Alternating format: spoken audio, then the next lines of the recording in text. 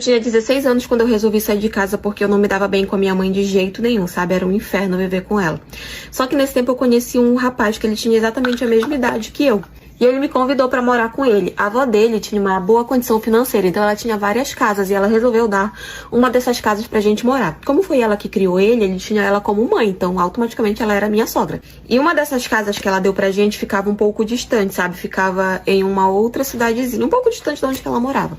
E a única condição que ela impôs pra deixar que a gente morasse juntos, sozinhos lá e tal, é que a gente não parasse de estudar, já que a gente ainda era novinho e tal, ainda estávamos no ensino médio. E até aí tudo bem, nós fomos morar juntos e continuamos estudando. De início até que era ok, a gente conseguia conciliar a casa, a escola, tudo.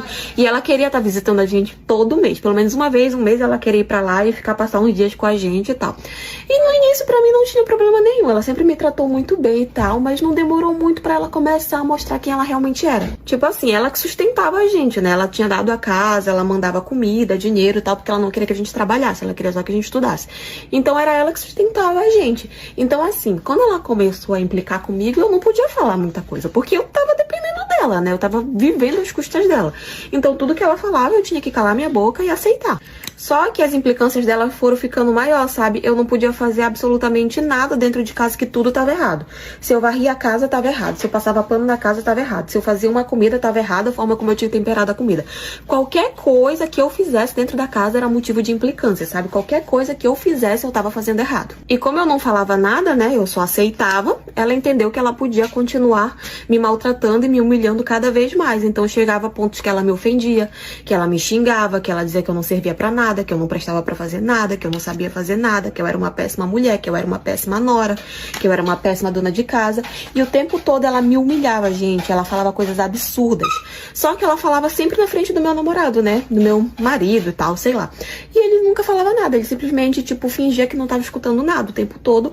Ela me ofendendo e tal. E ele via que eu ficava mal com aquela situação, porque apesar de eu não fazer nada, não falar nada na hora, depois eu ficava super triste, eu começava a chorar e tal, porque eu não entendi o porquê que ela implicava tanto comigo.